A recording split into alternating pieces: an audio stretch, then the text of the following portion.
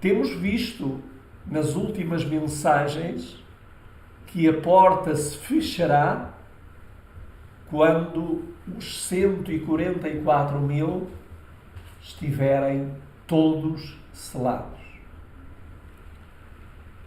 Neste momento, a olhar o mundo à nossa volta, nós apercebemos que estamos a muito poucos dias do encerramento do tempo da graça.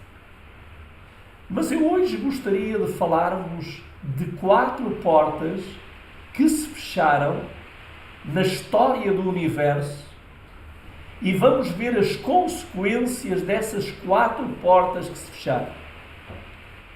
Gostaria que pudéssemos ler Jeremias, capítulo 8 e versículo 20.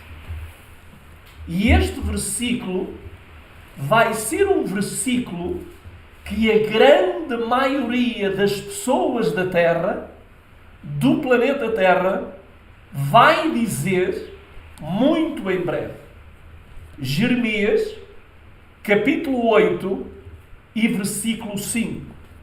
E gostaria que todos encontrassem esse verso e pudessem acompanhar a leitura do mesmo.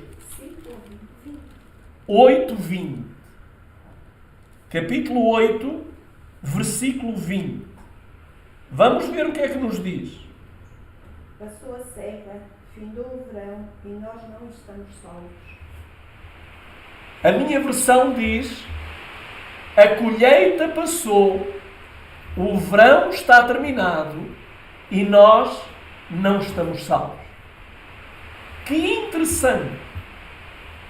Esta frase, estas palavras, quando elas forem ditas, nenhum de nós consegue imaginar o sentimento daqueles que as vão dizer. Reparem que é interessante que diz, passou a cega. A cega é a mesma coisa que colheita. E o que é que Deus está a fazer hoje? Deus está a colher para o seu celeiro os frutos da seara. Mas vai vir um dia em que vai deixar de poder continuar a colher. Porquê? Porque chegou o verão. E no verão, como nós sabemos, não há mais colheita de trigo a ser feita. Então ele diz, a colheita passou, o verão está terminado e nós não estamos salvos. Quando eu estava esta manhã ainda na minha cama, perguntava a Deus, Senhor, o que é que tu queres que eu pregue ao teu povo nesta manhã? E Deus conduziu a minha mente para Jeremias, capítulo 8, versículo 20. Sabem porquê que este versículo é importante? Porque qualquer um de nós que está aqui poderá vir dizer estas palavras. E que palavras são essas? De todas as palavras do versículo, a pior é, e nós não estamos salvos. O profeta Joel, pensando exatamente nesta triste condição, ele diz em Joel, no capítulo 2 e versículo 1. E o que é que ele diz?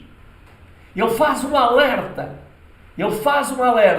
E quem é que quer ler esse alerta? Joel, capítulo 2, versículo 1. O que é que diz? Tocai a trombeta em Sião e dai voz de rebate no meu santo monte. Perturbem-se todos os moradores da terra, porque o dia do Senhor vem, já está próximo. O que é que Deus transmitiu a Joel? Toquem a trombeta. Agora, nós estamos, sempre que pregamos algo da verdade presente, está a ser tocada a trombeta. E esta trombeta vai ser tocada para quê? para que aquelas pessoas que vão dizer e nós não estamos salvos, elas não venham a ter desculpa, porque elas ouviram o som da trombeta, elas ouviram alguém falar que o tempo se aproxima. E o que é que disse Joel? Porque o dia do Senhor já está próximo. Então, notem o que é que diz no livro Maranata, a mensageira do Senhor, sobre este verso, em 8 de abril, ela diz assim: há muitos em nossas igrejas que pouco sabem do autêntico significado da verdade para este tempo. E eu quero ressalvar o que está aqui a dizer ela. Há muitos em nossas igrejas que pouco sabem do autêntico significado da verdade para este tempo. Eu tenho falado com muitas pessoas nas igrejas e quando falo com elas, vê-se completamente que elas estão distraídas. Completamente distraídas. Elas não sabem no relógio profético divino em que tempo nos encontramos. Porquê? Porque a vida que elas vivem é como se Jesus demorasse milhares de anos para voltar. Elas pensam em fazer tudo menos conhecer o tempo de Deus. E a irmã White, ela ainda continua e diz assim: insto. A palavra insto quer dizer insisto. Insto com eles para que não desprezem o cumprimento dos sinais dos tempos, que dizem tão claramente que o fim está próximo. Então, o que é que nos diz que o fim está próximo? Os sinais dos tempos. Reparem quando os discípulos perguntaram a Jesus: quando será a tua vinda? E que sinais haverá do fim do mundo? Jesus deu-lhes sinais dos tempos. E então Jesus disse: quando virdes estes sinais. E queridos amigos, eu nunca vi tantas evidências de que Jesus está à beira de fechar o tempo da graça. Eu nunca vi ainda, não vou ter tempo para falar disto hoje, terei que o fazer numa outra altura, aquilo que está a acontecer neste preciso momento nos Estados Unidos da América. O que é que acabou de ser assinado? O grande movimento para que o domingo seja imposto ainda até ao final deste ano. Queridos amigos, quem não vê são aqueles que estão distraídos com as coisas, são aqueles que querem construir, são aqueles que se querem continuar a formar, são aqueles que querem continuar a enriquecer. Esses não vão ver, nem se vão aperceber. Diz ela: ó quantos que não buscaram a salvação da sua alma, farão em breve a amarga lamentação. Passou a cega, findou o verão e nós não estamos salvos. Queridos amigos, isto tem que ser uma advertência para mim. Porque eu corro o risco de vir a dizer estas palavras. Porém, em Riev Herald, a mensageira do Senhor diz assim: o Senhor virá em breve e precisamos estar preparados para nos encontrar com Ele em paz. Porque quando Jesus vier, aqueles que não estiverem preparados, eles vão estar em grande aflição, eles vão pedir aos rochedos, eles vão pedir às cavernas que caiam sobre ele, eles vão pedir a morte, porque não estão em paz. Não têm a paz de Jesus em seu interior. Enquanto aqueles que estão à espera de Jesus, enquanto aqueles que estão olhando os sinais e estão vendo o tempo profético terminando, Eles veem as tragédias, eles veem as catástrofes, eles veem tudo, mas eles dizem: o Senhor está comigo, eu estou seguro no seu pavilhão. Eu sei que o Senhor sabe que eu estou no meio da aflição deste mar de miséria e de sofrimento e de terror, mas Ele não perdeu o controle da minha vida. Ele sabe onde eu estou e como estou. E ela continua: não devemos estar tristes com aquilo que estamos a ver, mas bem dispostos e conservar sempre o Senhor diante de nós. Devemos estar prontos e à espera do seu aparecimento. Oh, quão glorioso será vê-lo e receber as boas-vindas com os seus remidos. Temos esperado por muito tempo, mas a nossa fé não deve enfraquecer-se. Queridos irmãos, quanto mais aflição virdes, quanto mais catástrofes virdes, quanto mais fomos virdes, quanto mais terremotos virdes, mais enchentes, como aquilo que estamos a ver em Portugal, alegremo-nos, não porque o estamos a ver, mas porque com quem estamos. Alegremo-nos porque Jesus, apesar da tempestade no mar agitado deste mundo, Ele vai no barco conosco, Ele está a atravessar por estes mares conosco, e quando Ele achar por bem, Ele se levantará e Ele vai dizer: cala-te e aquieta-te, acalma-te, porque este já tem na sua fronte o meu nome. Queridos irmãos e amigos, eu gostaria que cada um de nós, pelo menos uma vez por semana, leia este verso de Jeremias 8:20. A colheita passou, o verão está terminado e eu não estou salvo. Queridos irmãos e amigos, vamos então ver as 4 portas que se fecharam. 3 já se fecharam e uma vai se fechar dentro de poucos dias. Vamos ver a primeira porta que foi fechada. A primeira porta que foi fechada foi a porta do céu. Vamos para o livro de Ezequiel, capítulo 28, e vamos ver o que nos diz no livro de Ezequiel, no capítulo 28, o versículo 16. Ezequiel, capítulo 28 e versículo 16.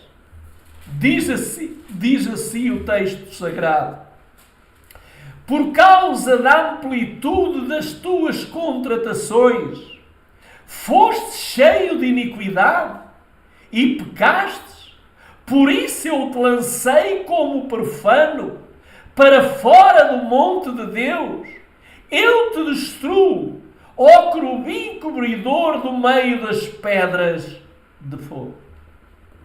Para quem se fechou as portas do céu? As portas do céu fecharam-se para o querubim cobridor. E porquê é que as portas do céu se fecharam para ele? Qual é a razão que Ezequiel, inspirado pelo Senhor, nos apresenta para nos dizer que as portas do céu se fecharam para ele? A razão é, diz aqui, no versículo 16, por causa da amplitude das contratações, foste cheio de iniquidade. O que é que fecha as portas? É a iniquidade. O céu não tolera iniquidade. E o céu fechou as portas. Fechou as portas a Satanás. E mais quem? A uma terça parte de anjos. E porquê é que foi fechada a porta também a esses anjos?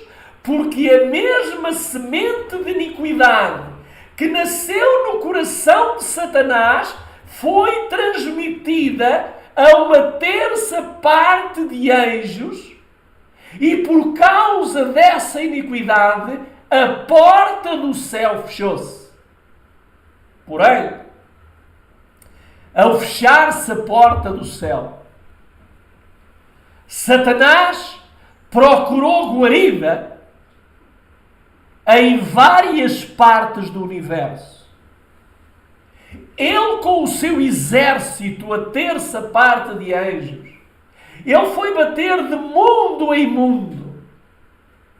Porém, quando ele bateu a essa porta, ou a essas portas, um dos líderes, o rei desse mundo, que teve a mesma autoridade e que tem a mesma autoridade que foi dada a Adão, eles disseram: aqui tu não entras.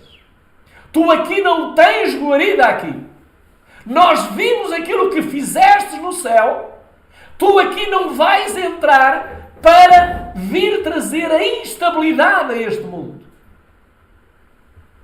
E, queridos amigos, ele correu, como nos diz a Escritura, 99 mundos.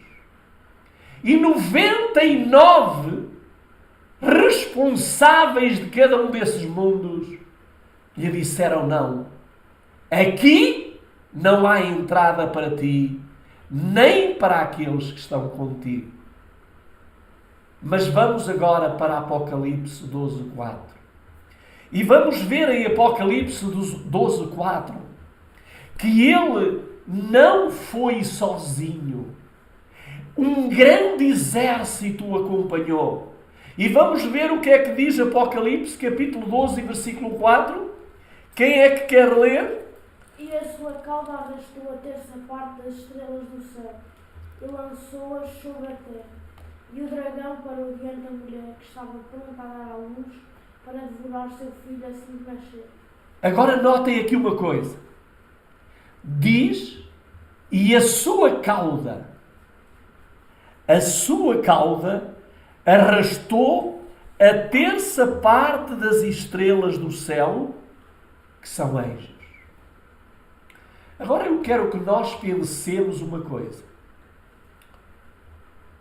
A cauda? O que é que isso quer dizer? A cauda? Quer dizer que Satanás ele tem uma cauda, mas ele não é anjo. Como é que ele tem uma cauda? Há muitas pessoas que o pintam com uma cauda. Mas isso não é descrição de Satanás. Satanás, ele não tem cauda. Talvez possa dizer: mas irmão, mas eu estou a ler no texto. O texto está-me a dizer que ele, com a sua cauda, arrastou uma terça parte dos anjos. E o texto é bíblico. E eu volto a insistir: Satanás não tem cauda, mesmo o Apocalipse dizendo: porque os anjos não têm cauda. Então o que é que isto quer dizer? A Bíblia tem que dar resposta. Então vamos para Apocalipse capítulo 9 versículo 15. Apocalipse capítulo 9 versículo 15 vai nos explicar o que é que representa, o que é que significa cauda. Isaías. Isaías capítulo 9 versículo 15. Vamos ver o que é que nos diz a Escritura para compreendermos o que é esta cauda. E eu peço que vocês façam uma ligação ao livro de Apocalipse com esta passagem de Isaías para que vocês não esqueçam mais. Vamos para o versículo 15, diz assim: o ancião e honrado, ele é a cabeça. E o profeta que ensina mentiras, ele é a cauda.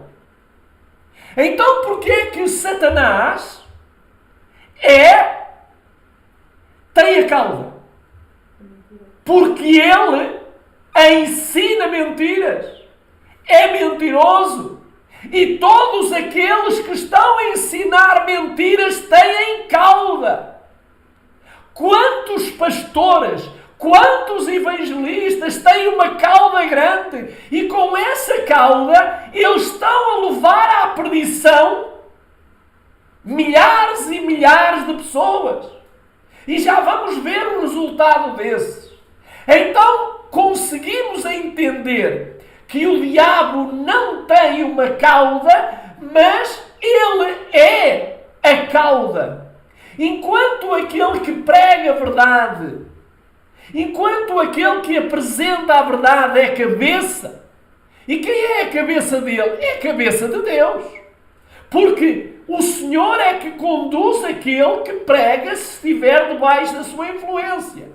Então nós já vimos que Satanás, ele com a sua cauda, com as suas mentiras, ele conseguiu enganar uma terça parte dos anjos. Agora, vamos voltar novamente para Ezequiel, capítulo 28 e verso 18. Ezequiel, capítulo 28 e verso 18. Vamos lá ler, o que é que lá diz? O que é que ele fez? Ezequiel, capítulo 28 e verso 18. O que é que nos diz o texto?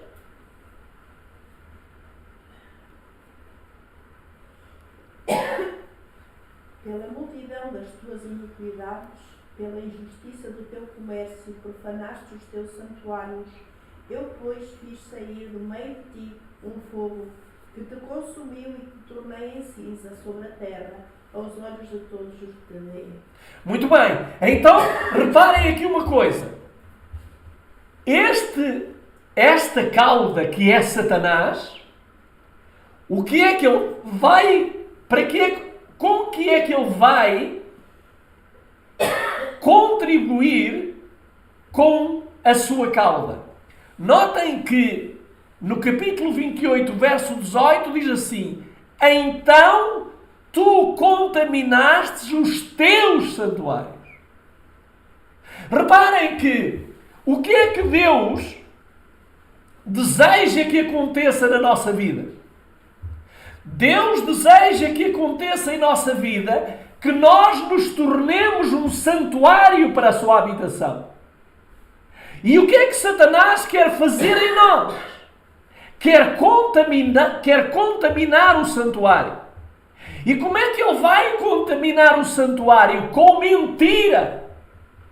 As mentiras contaminam o santuário. Se você está a ouvir um pregador que não está a pregar a verdade e que ele próprio tem uma cauda também, você, enquanto ouve, está a contaminar o seu santuário.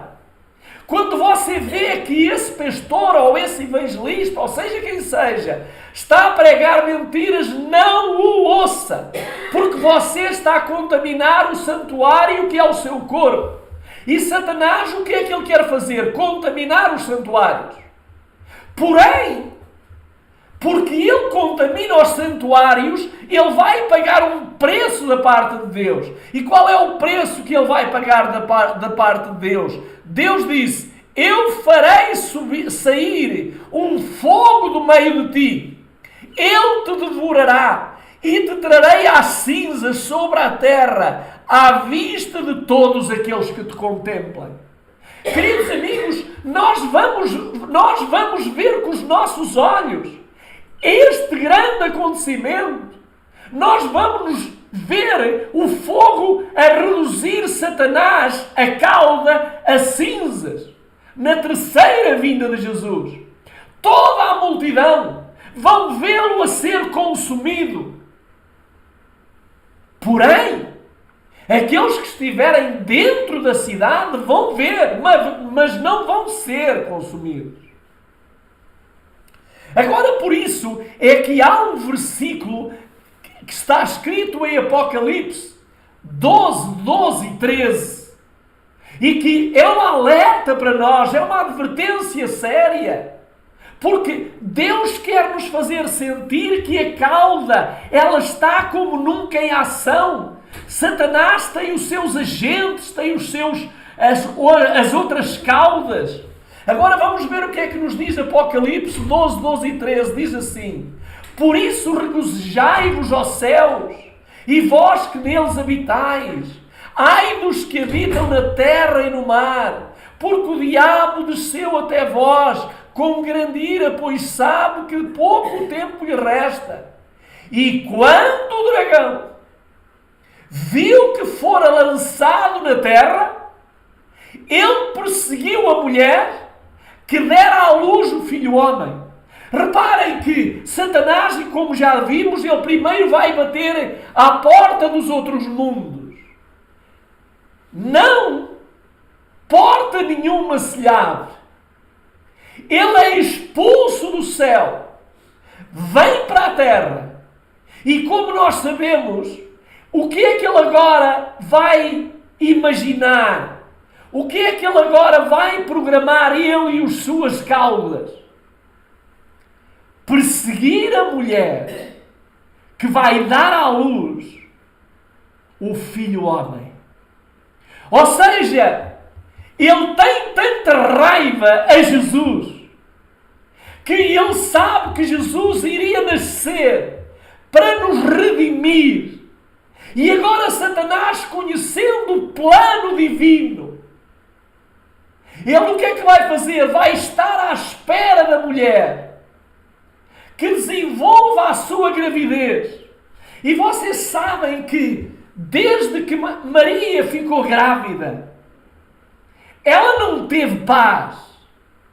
Porquê? Porque Satanás, a todo instante, queria fazer no ventre dela com que o filho se tornasse um aborto. Mas isso não aconteceu porque aquela barriga, aquele ventre estava protegido pelo céu. E Jesus teria que nascer. Mas quando ele nasce em Belém, há uma fúria tremenda. O diabo, a cauda vai trabalhar na cabeça de Herodes. E Herodes ouviu dizer que iria nascer um rei em Belém. E Satanás vai enfurecer aquele rei. E então ele faz um édito, faz um decreto, que todas as crianças, homens, todas as crianças, com menos de 2 anos para baixo, agora não sei se é 2, se é 3, agora estou equivocado, se é 2, se é 3, não me importa, fossem mortos. Satanás pensou, agora sim, agora não tem como escapar. O anjo aparece a José e diz a José: José, pega na tua mulher, pega no menino, albarda ao jumento e vai para o Egito. E espera lá até que de lá sejas advertido. Porque aquele que quer matar o menino, que era Herodes, ele é que vai morrer. E quando ele morrer, eu vou-te chamar do Egito e tu vais voltar, porque o meu filho não foi dado para o Egito. O meu filho foi dado para estar em Jerusalém, desenvolver-se em Jerusalém. Queridos amigos, que ira Satanás tem contra Jesus. E que ira ele tem contra aqueles que são de Jesus. Oh, meu amigo, se você quer ser de Jesus, prepare-se. Porque ele agora vai pôr todas as forças da terra, todos os meios possíveis que você pode imaginar contra si. Mas o que aconteceu com José vai acontecer connosco. O anjo do Senhor vai ter connosco e vai dizer: Manuel, foge agora, vai para aquele lado, vai para aquela montanha, esconde-te naquela caverna. E quando os anjos do mal, as caudas de Satanás, souberem que nós estamos naquela caverna, o anjo vai vir de novo e diz: Manuel, sai daí, vai para outro lado. E queridos amigos, a nossa vida vai ser de paz, mas vai ser uma vida difícil nestes últimos dias. Não espere que você vai andar, que não vai estar cansado. Não, você vai precisar correr. Você vai precisar ter forças, energia para viver ao frio, para viver ao calor, para passar sede, para passar fome. Você prepare-se, porque isso vai ser uma realidade. Jesus passou 40 dias e 40 noites. Diz que Jesus estava e vivia, como diz Marcos, entre as feras do campo. Estava num lugar nada agradável, indesejável. Porque Jesus está-nos a mostrar, nada Ele nos vai pedir sem Ele primeiro haver feito. Jesus passou sede, sim. Jesus passou fome, sim. Jesus passou angústia, sim. Jesus passou cansaço, sim. Não pense que você não vai passar por isso, querido irmão. Agora há uma coisa. Se você não quiser passar por isso, é fácil. É juntar-se à cauda. E a cauda, depois, vai fazer aquilo que você nem sequer imagina. Agora, eu quero que leiam o que aconteceu e o que a mensageira do Senhor diz depois de Satanás, quando ele viu que a iniquidade tem consequências. Eu quero que vocês ouçam, eu vou ler, é um texto longo, mas não vou de maneira nenhuma deixar de o ler. História da Redenção, página 26 e 27. Diz-nos assim: Satanás treme ao contemplar a sua obra. Ele está sozinho meditando sobre o passado, o presente e o futuro dos seus planos.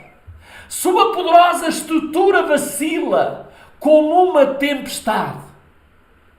Reparem bem, está sozinho depois de ter feito aquilo que fez, e agora diz que ele está a meditar nas consequências.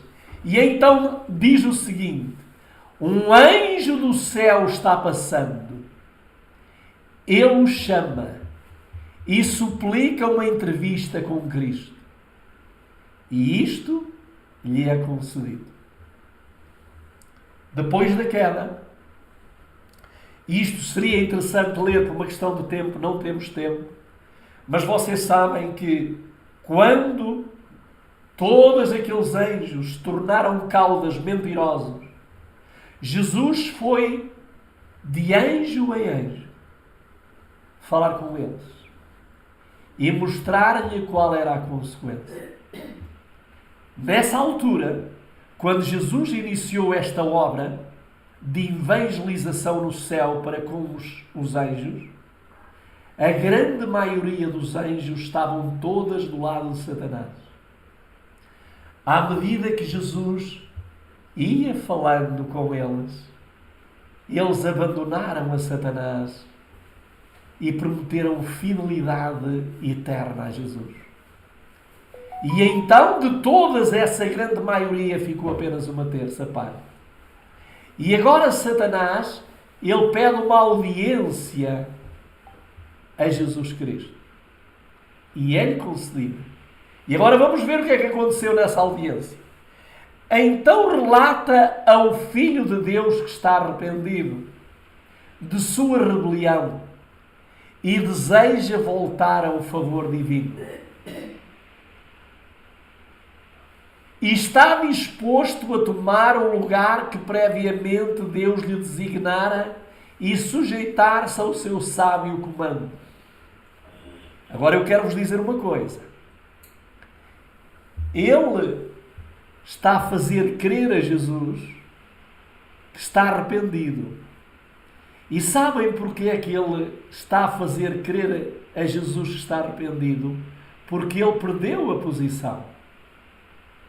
E muitos que vão pertencer à multidão que está perdida, nos últimos dias, vão querer mostrar que estão arrependidos. Mas vamos ver então o que é que acontece. As sementes da rebelião ainda estavam nele. Não tivera em sua rebelião nenhum motivo para seu procedimento. irremediavelmente arruinara não só a si mesmo, mas a hoste de anjos que teria sido feliz no céu. Tivesse ele permanecido firme. A lei de Deus podia condenar, mas não podia perdoar. Ele não se arrependeu de sua rebelião, porque visse a bondade de Deus da qual havia abusado. Não era possível que o seu amor por Deus tivesse aumentado tanto desde a queda que o levasse a uma alegre submissão e feliz obediência à sua lei por ele desprezado. A desgraça que experimentara em perder a doce luz do céu, o senso de culpa que o apoquentava, o desapontamento que sentiu em não ver realizadas as suas esperanças, foram a causa da sua dor. Ser comandante fora do céu era vastamente diferente de ser assim honrado no céu. A perda que sofreu de todos os privilégios celestiais parecia demais para suportar. Desejava recuperá-los. Esta grande mudança de posição não tinha aumentado o seu amor por Deus, nem por sua sábia e justa lei. Quando Satanás se tornou plenamente convencido de que não havia possibilidade de ser reintegrado no favor de Deus, manifestou a sua maldade com aumentado ódio e feroz veemência. Deus sabia que tão determinada rebelião não pareceria ativa. Não permanecia inativa, melhor dizendo. Satanás inventaria meios para importunar os anjos celestiais e mostrar desdém por sua autoridade. Como não podia ser admitido no interior dos portais celestes, aguardaria mesmo à entrada para escarnecer dos anjos e procurar contender com eles ao passarem. Procuraria destruir a felicidade de Adão e Eva e esforçar-se-ia por incitá-los à rebelião, sabendo que isto causaria tristeza ao céu. Ou seja, o que é que ele fez? Quando foi lançado fora da porta, tal como Adão ficou à porta do jardim, ele ficou à porta do céu. E os anjos entravam e saíam, os anjos bons, e então quando eles vinham, escravos, vocês são escravos, vocês não têm liberdade. Pois é, mas ele estava fora, e eles estavam dentro, e eles tinham acesso, e ele não.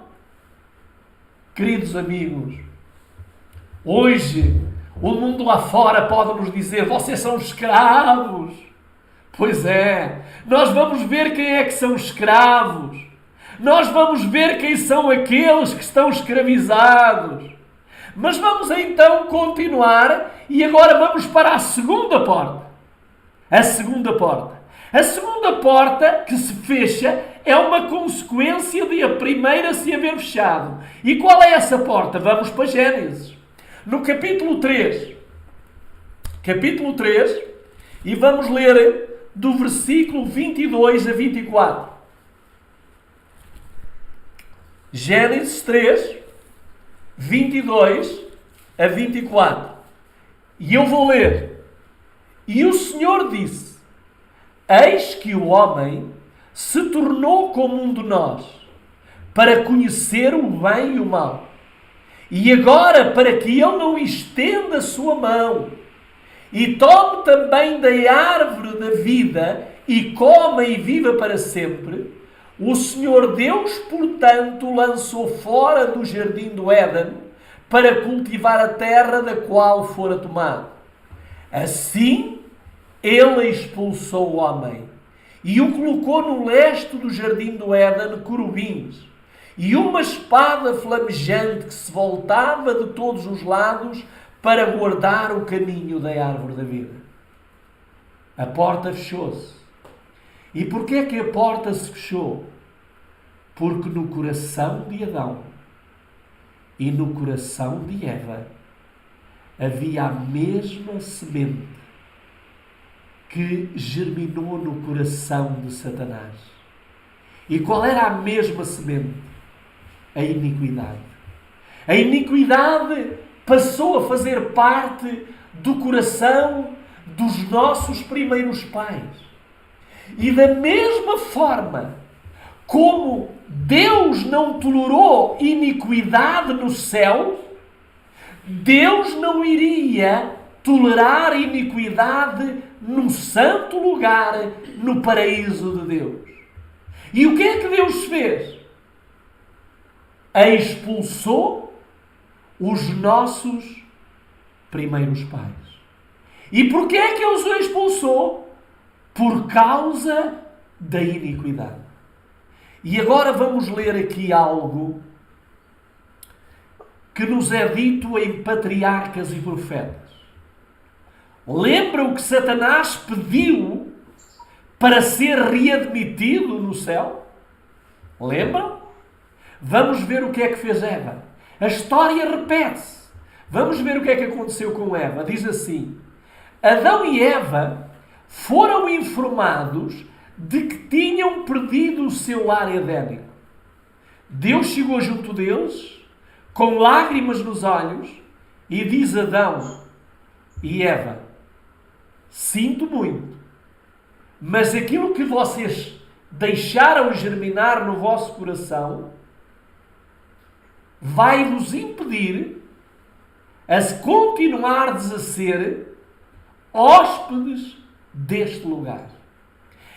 Não era seguro permanecer no jardim do Éden, pois em seu estado pecaminoso poderiam ter acesso à árvore da vida. E agora vem talvez a parte mais triste da história. Diz assim: encarecidamente rogaram para que pudesse permanecer no lar da sua inocência e alegria.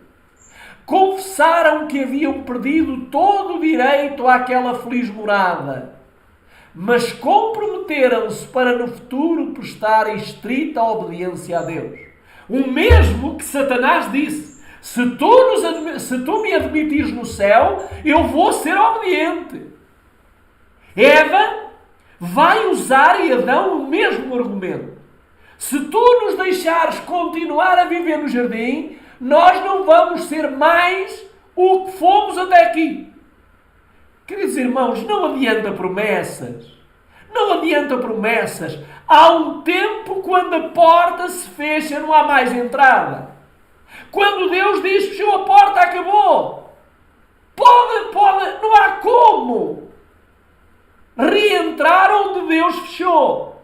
Então vamos ver o que é que Deus lhe disse. Com tristeza no coração, porque ele, da mesma forma que amava o querubim Lúcifer, da mesma forma que ele o amava, também amava estes que serão das suas mãos. E agora eles estão a interceder: Senhor, deixa-nos permanecer no jardim. E agora notem o que é que Deus lhe diz. Declarou-se-lhes, porém, que sua natureza ficara depravada pelo pecado. Haviam diminuído a sua força para resistir ao mal e aberto o caminho para Satanás ganhar mais fácil acesso a eles. Deus disse: não, agora é fácil. Agora é fácil Satanás entrar dentro de vós, porque vocês têm dentro de vós uma semente que é dele. Vocês têm frutos dele. E agora, em sua inocência, tinham cedido à tentação. E agora, em estado de culpa consciente, teriam menos poder para se manter em sua integridade. E agora notem o que é mais triste. Com humildade e indizível tristeza, despediram-se do seu belo lar e saíram para habitar na terra onde repousava a maldição e o pecado. Queridos irmãos, o que é que vai ser daqueles que, quando Jesus vier, estiverem vivos, e quando os cadáveres forem de uma extremidade da terra à outra? O que será? Mas vamos então ver agora a terceira porta que se fecha. E a terceira porta que se fecha é uma consequência da segunda que se fechou. Vamos agora para Gênesis capítulo 6. Gênesis 6, versículo 2. E gostaria que agora alguém pudesse ler este verso, versículo 2. E o que é que diz o versículo 2? E o Senhor disse: Meu espírito contenderá sempre com o homem, pois ele também é carne, porém seus dias serão 120 anos. Tens de te aproximar mais, que assim o Senhor da leitura depois. Mas pronto, já leste, deixa estar. Então, o que é que Deus disse? Deus olhou para este pobre mundo, onde a semente de Satanás se desenvolveu em Adão. Passou para fora do Éden. O Éden é levado ao céu, o Éden sobe. E aqui o que é que fica? Homens com semente de Satanás. E agora o que é que Deus vai dizer? Disse a Noé: o tempo que eu vou dar a esta geração serão 120 anos. Só que quer dizer que estes 120 anos são 120 jubileus. São 6.000 anos de pecado. Agora vamos ver, capítulo 6, versículo 8 e 9, o que é que acontece depois de que esse tempo passou. Capítulo 6, alguém queira ler o versículo 8 e 9. O que é que diz o versículo 8 e 9? Quem quer ler? Noé, porém, achou graças aos olhos do Senhor. Essas são as gerações de Noé. Noé era homem justo e perfeito em suas gerações. Noé andava com Deus. Muito bem. Então o que é que nos diz? No meio de todas estas pessoas que havia na terra, havia um homem que temia a Deus. Havia um remanescente de Deus. E Deus olha para ele. Porque Deus não fica indiferente onde está o remanescente de Deus. Vocês podem estar no lugar mais longínquo da terra. Você pode estar no meio de numa caverna onde ninguém saiba. Mas Deus sabe. A justiça. Diz. Aquele, o Gênesis 6.2 está mal, é Gênesis 6.3. Então sim, então é 6.3, obrigado. Então, vamos então ver agora aqui uma coisa. Então o que é que... Olá, irmã Marta. Sinto alegria em vê-la. Então, o que é que nos mostra aqui? Não importa, meus queridos irmãos, dentro de poucos dias, o povo de Deus vai andar fugido. Mas os olhos deles, os olhos de Deus, estarão nesse povo. E Ele vai dar ordem aos anjos. E Ele vai dizer naquela caverna, no meio daquela montanha, escondido naquela rochedo, está lá o justo do Senhor. Foi assim que aconteceu com Noé. Noé, Deus olhou para uma geração corrupta, malvada, sanguinária, cruel, idólatra, promíscua. Mas Deus olhou e viu Noé. E queridos irmãos, o meu desejo é que nestes últimos dias Ele olhe para mim e para vocês e diga: aqui está um homem, aqui está uma mulher justa. Porém, vamos agora para o capítulo 6 e vamos ler o versículo 5 a 7. O que é que nos diz o versículo 5 a 7? Eu vou ler. E Deus viu que a maldade do homem era grande na terra e que toda a imaginação dos pensamentos do seu coração era apenas vil continuamente. E arrependeu-se o Senhor de haver feito o homem na terra, e isso afligia em seu coração. E o Senhor disse: eu destruirei o homem, a quem criei da face da terra, tanto o homem quanto o animal, e a coisa rastejante e as aves do céu, pois me arrependi de havê-los feito. E eu quero vos dizer, queridos irmãos, nesta minha Bíblia interlinear, eu estive a ver esta palavra arrependeu, porque a Bíblia não se contradiz e diz que a Bíblia, Deus não se arrepende. Então como é que aqui Gênesis diz que Deus se arrependeu? A palavra que está no original e que eu gostaria que vocês pusessem na vossa Bíblia é me lamentei. Me lamentei. Não é arrependi. Me lamentei. Deus lamentou-se. E lamentou-se de quê? De ele olhar para a criação das suas mãos e se tornarem demónios. Demónios, queridos irmãos. E porquê que eles se tornaram demónios? Porque a primeira porta que nós falámos fechou-se. A semente do dragão introduziu-se no coração do homem. A iniquidade passou a dar frutos.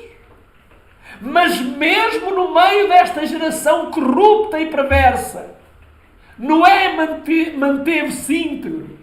E Noé representa aqueles homens, aquelas mulheres, que no meio desta geração que estamos a viver hoje, se vão manter íntegros a Deus.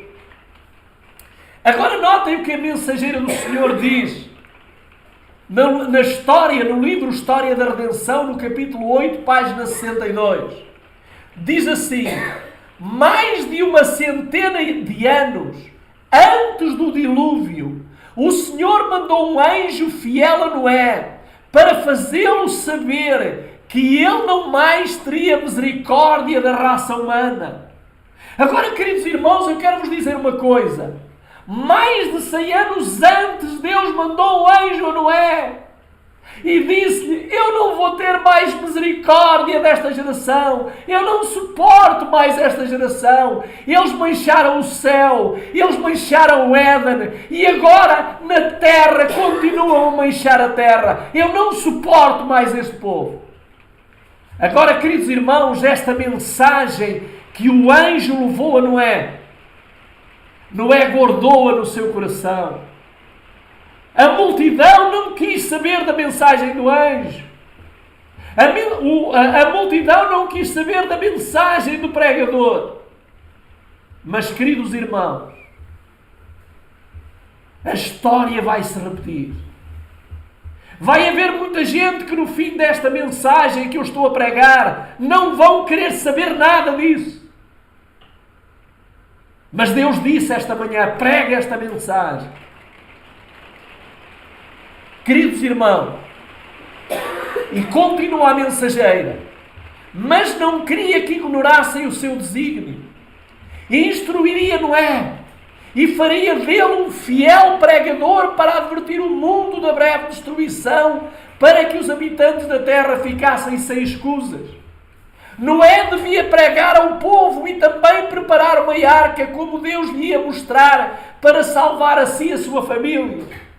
Queridos irmãos, eu quero que tomem a noção disto. O anjo veio 100 anos antes, disse a Noé: eu não vou suportar. Eu não vou suportar mais tempo. Eu vou destruir a humanidade. Eu não suporto mais. Eu não posso ver as minhas obras criadas, animais e pessoas, a estarem a ser vítimas de uma rebelião. Noé guardou no coração. Noé, a primeira pessoa a que ele vai pregar à sua casa, à sua mulher, aos seus filhos, às suas noras, ele disse: Deus não vai tolerar esta geração. Deus vai destruir. E Deus ordenou a Noé que ele fizesse duas coisas. E que duas coisas? Um refúgio para a sua família e também um refúgio que pudesse proteger aqueles que se iam arrepender da mensagem dele. Infelizmente, a arca estava preparada para receber outros, mas infelizmente, quem ocupou o lugar vagos na arca Em vez de pessoas, foram os animais. Foram apenas 8. Queridos irmãos e amigos, onde está a sua arca? Onde está a sua arca? Porque em breve Jesus vai dizer, vai para a tua arca, entra na tua arca. Onde está a sua arca, querido irmão, querida irmã? Diz-nos, Noé devia pregar ao povo e também preparar uma arca com Deus, como lhe ia mostrar para salvar a sua família. Não devia apenas pregar, mas seu exemplo em construir a arca devia convencer a todos de que ele cria no que pregava. Ou seja, queridos irmãos, de que me adianta eu estar a pregar se eu não tenho uma arca onde estar protegido nos tempos que se aproximam? Queridos irmãos, fujam, por favor, fujam. E eu não estou a dizer isto da minha parte, estamos a falar isto da parte de Deus. Fujam. Procurem fazer a coisa mais simples. Nem que seja um simples barraquinho. Mas façam. Porque Deus não vai ter misericórdia daqueles que ouvem e não obedecem. Queridos irmãos, vamos então ver. Vocês lembram que quando a porta do céu se fechou, Satanás pediu reintegração. Quando a porta do Éden se fechou, Adão e Eva pediram para permanecer. Agora vamos ver se também neste tempo aconteceu o mesmo. Vamos ver o que é que nos diz a mensageira do Senhor ainda no mesmo livro, História da Redenção. A História da Redenção diz assim: a multidão, a princípio, aparentemente recebeu a advertência de Noé. Todavia, não se voltou para Deus em verdadeiro arrependimento. Há muita pessoa que ouve. Há muita pessoa que me vai ouvir, como eu ainda dizia esta semana a um irmão. Ele me dizia: irmão, a gente prega e as pessoas não reagem. As pessoas continuam a fazer as mesmas coisas. Deixe-se com Deus. A minha ordem é: toca a trombeta. O que vai acontecer já não é teu problema. E agora notem o que é que diz aqui. A multidão, a princípio, aparentemente, recebeu a advertência de Noé. Todavia não se voltou para Deus em verdadeiro arrependimento. Foi-lhes dado um tempo de graça, antes que viesse o dilúvio, para serem provados e testados.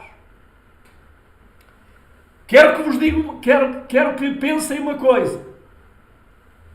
7 dias antes, Deus deu ordem a Noé. Noé entra na arca. E 7 dias antes, 7 dias ele ficou dentro da arca, querido Deus, queridos irmãos. Porque estes 7 dias representam um período de tempo em que Deus vem libertar o seu povo. Deus vai libertar o seu povo no final de 7 milénios. Por isso ele disse: entra na arca. Agora notem, seu período de graça estava se aproximando do fim. Os descrentes e escarnecedores habitavam... desculpem que eu perdi-me. Os descrentes e escarnecedores habitantes do mundo iam ter um sinal especial do divino poder de Deus. Sabem qual foi o sinal, o último sinal que Deus deu àquele povo para que eles se arrependessem? Foi quando os animais e as aves entraram na arca. Eles vinham de 2 em 2 das montanhas, sem nenhum guia aparente, porque a mensageira do Senhor disse que havia um anjo que os conduzia. Então vinha o leão, vinha a leoa, o leopardo e a sua fêmea. Todos os animais a encaminharem-se a entrarem dentro da arca. E agora eu pergunto, os animais, Noé não pregou os animais, mas eles ouviram a pregação. Mas infelizmente, o que está a acontecer hoje é o mesmo que aconteceu naquele tempo. Notem o que é que aconteceu depois. Depois que isto fora feito, Deus ordenou ao fiel Noé: entra, tu e toda a tua casa na arca, porque te hei visto justo diante de mim nesta geração. Agora, queridos irmãos, o sol brilhava. Um dia quente. As pessoas trabalhavam. Chuva nem sinais. E Deus ordena a Noé: Noé, entra na arca. Queridos irmãos, eu não sei como é que estava o coração e a mente de Noé. Porque não havia evidências de água. Um calor imenso. As pessoas faziam a sua vida normal. As lojas vendiam. Os campos estavam a ser cultivados. E Deus disse: Noé, entra na arca. Querido irmão, querida irmã, há quanto tempo Deus disse ao irmão e à irmã: entra na arca? Há quanto tempo você tem vindo ouvir essa mensagem? Entra na arca. Ah, mas irmão, mas está tudo bem, está tudo normal, não há nada a acontecer. Não havia nada a acontecer quando Noé entrou. E o verdadeiro povo que vai entrar na arca por obediência não vai ver nada a acontecer. Mas se Deus mandou, ele entra. E ele entrou. Quantos dias estiveram na arca? 7 dias. O que é que eles dentro da arca ouviam o povo fazer e dizer? Está louco.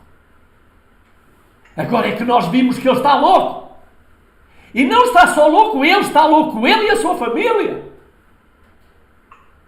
Olha, já está ali há uma semana. Olha que louco este homem. Fracassado. Fanático. Extremista. Mentiroso, enganador. Disse que vinha chuva. Tudo isso você vai ouvir. Tudo isso você vai ouvir da família, dos filhos, da mulher, do marido. Tudo isso você vai ouvir. A ordem é: entra na arca. Queridos irmãos, eu gostaria de falar-vos da última porta. Já falámos de 3. Falta uma porta. E esta de todas é a mais importante. Então eu convido-vos a ir comigo para Apocalipse capítulo 16, que nos vai falar da última porta. E estamos a concluir. Apocalipse 16 e verso 17. E eu gostaria que alguém lesse. Apocalipse 16 e verso 17. E o 7º anjo derramou a sua taça no ar, e saiu grande voz do templo do céu, do trono, dizendo: está feito. Reparem o que é que está aqui a dizer. O 7º anjo derramou a sua taça no ar, e saiu grande voz do templo do céu, do trono, dizendo: está feito. Quem é que vai ser esta voz que vai dizer estas palavras? Jesus Cristo. E quero-vos dizer uma coisa. Há 2000 anos esta mesma voz falou. E vamos ver em Mateus, capítulo 27, versículos 50 a 54. E vamos ler estes versos. E eu vou ler estes versos para dar alguma ênfase naquilo que eu quero. Mateus 27, 50 a 54. Jesus novamente, bradando em alta voz, rendeu o espírito. E eis que o véu do templo se rasgou em 2 de alto a baixo. E agora nota. Tremeu a terra. Fenderam-se as rochas. E os sepulcros se abriram. E muitos dos corpos dos santos que dormiam foram ressuscitados. E saindo dos sepulcros, depois da sua ressurreição, entraram na cidade santa e apareceram a muitos. Quando Jesus estava na cruz, Jesus também disse: está feito, está consumado. E quero só dizer-vos uma coisa. Quando Jesus fala, tudo obedece. Quando Jesus morre, a própria natureza teve uma reação para com os seus moradores. E o que é que aconteceu? Diz, tremeu a terra. Houve um tremor de terra. Que mais aconteceu? Esse tremor de terra vai abrir a sepultura dos santos. Foram as primícias que foram com Deus. Foram levados por Jesus ao céu. E é interessante que quando Jesus morre, as sepulturas se abrem, mas os corpos não saem. E porquê que eles não saem? Porque não se tinha dado a ressurreição de Cristo. E então, enquanto Jesus esteve na sepultura, eles tinham as sepulturas abertas, mas permaneceram mortos. E quando é que eles ressuscitam? Quando Jesus ressuscita. E isto é incrível. Os irmãos sabem que muito em breve vai acontecer o mesmo. Quando Jesus disser está feito, está consumado, o que é que vai acontecer? Vai haver um grande terremoto. E o que é que vai fazer esse terremoto? Vai fazer com que aconteça a ressurreição especial. E o que é que vai acontecer na ressurreição especial? Se você estiver lá no pó da terra e for justo, você vai ressuscitar. E para que é que você vai ressuscitar? Para ver Jesus voltar em glória. Oh, louvado seja o Senhor! Aqueles que morrerem em Cristo, todos aqueles que morreram desde 1844, eles vão ressuscitar na ressurreição especial.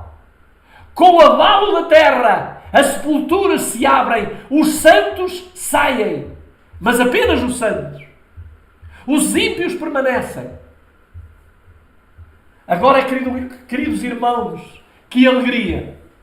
Que alegria para aqueles irmãos que perderam familiares, que morreram em Cristo.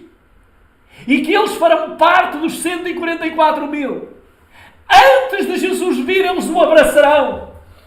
Eles se vão reencontrar. Mães que perderão os seus filhos, lhe vai ser dado antes da volta de Jesus, para que quando Jesus voltar, eles deem as boas-vindas a Jesus, com os seus filhos lhe agradeçam. Queridos irmãos, deixem-me ler uma passagem que está em Apocalipse, capítulo 8, versículos 5 e 6.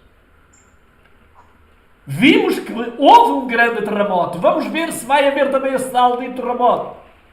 5 e 6. E o anjo tomou o incensário e encheu com fogo do altar e lançou dentro da terra. E houve vozes e trovões e relâmpagos e um terremoto. E os 7 anjos que tinham as 7 trombetas prepararam-se para soá-las. Aqui está o grande terremoto que vai acontecer. Porém, queridos irmãos, já em conclusão, deixem-me saudar, porque os irmãos também, não pensem eles que eu não estou apercebido, além dos que estão no WhatsApp, que já saudei, também quero saudar a irmã Zita Noro, que está em Espanha.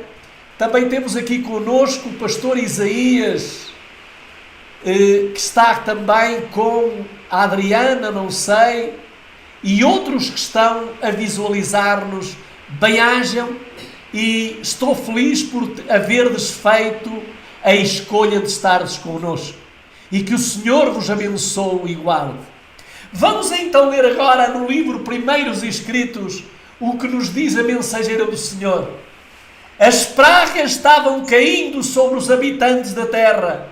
Alguns estavam acusando a Deus e amaldiçoando aqueles que nem vendo agora Deus se arrependeram. Os outros se precipitavam para o povo de Deus e pediam que lhe ensinassem como poderiam escapar aos juízes. Reparem, vão haver aqui 2 grupos, uns que se vão revoltar contra Deus e outros que vão ter com os santos de Deus. Diz-nos como é que nós podemos também escapar, como é que nós podemos nos ver livres das pragas. Tarde demais, a porta fechou. Mas os santos nada tinham para eles. A última lágrima pelos pecadores tinha sido derramada. Oferecida havia sido a última oração. A última oração aflita. Arrostado o último peso de cuidados pelos pecadores e dada a última advertência. Não há mais nada. Quando Jesus te disser está feito, acabou. Podem jejuar o resto da vida inteira. Podem andar de rastros, de joelhos, não há mais nada a fazer. E agora, vamos terminar com uma pergunta. Onde estarás tu, meu irmão, minha irmã? Onde estarás tu? Com quem vais estar? E eu vou ler aquilo que diz Testemunhos Seletos e termino com esta leitura. Diz assim: membros da igreja. Que igreja? Igreja Adventista, em especial, e todas as outras igrejas. Membros da igreja que viram a luz e se convenceram, mas não confiaram a salvação de sua alma, mas confiaram a salvação da sua alma ao pastor no dia de Deus, ficarão sabendo que outra pessoa não pode pagar o resgate por suas transgressões. A quem é que eles entregaram a sua salvação? Ao pastor. Se o pastor diz, eu acredito.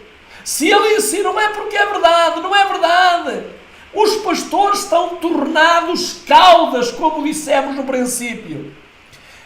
Diz aqui: homens, haverá um terrível clamor.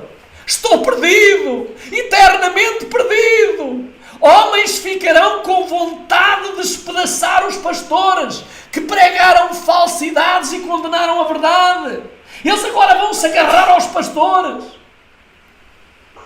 Tarde demais, porque há lei ao testemunho. Nós não temos que olhar para o que o pastor prega, nós temos que olhar se aquilo que ele prega está de acordo com aquilo que está escrito. É por isso que nós fazemos questão de mostrar o que está escrito. Agora notem o que diz a seguir: todos se unem em acumular suas mais amargas condenações contra os ministros. Pastores infiéis profetizaram coisas agradáveis. É aquilo que nós não queremos profetizar nestes canais. Levaram os ouvintes a anular a lei de Deus e a perseguir os que a queriam santificar. Agora, seu desespero, esses ensinadores confessam perante o mundo sua obra de engano. As multidões estão cheias de furor. Estamos perdidos, exclamam, e vós sois a causa da nossa ruína. e voltam-se contra os falsos pastores. Aqueles mesmos que mais os admiravam pronunciarão as mais altas, terríveis maldição sobre eles. As mesmas mãos que os coroavam de lauréis levantar-se-ão para destruí-los. As espadas que deveriam matar o povo de Deus são agora empregadas para exterminar os seus ungidos. Os seus inimigos, peço desculpa. Grande conflito, páginas 655, 656. Vemos aí que a igreja, o santuário do Senhor, foi a primeira a sentir o golpe da ira de Deus. Os anciãos, aqueles quem Deus dera grande luz e que haviam ocupado o lugar de depositários dos interesses espirituais do povo, haviam traído o seu depósito. Queridos irmãos, eu não quero trair este depósito de Deus. Eu vou falar com todas as minhas forças. Ainda agora estamos a preparar uma campanha em Angola. O Senhor está-nos a chamar, várias pessoas estão a preparar o terreno para nós irmos e nós estaremos lá. Nós queremos ir onde o Senhor nos enviar. E a pergunta fica: 3 portas se fecharam.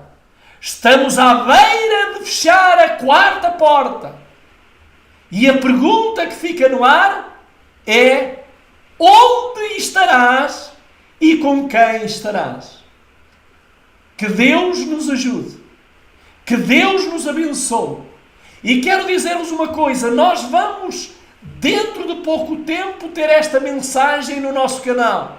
Se você tem irmãos, amigos, manda esta mensagem para eles, para a sua família. Envie esta mensagem.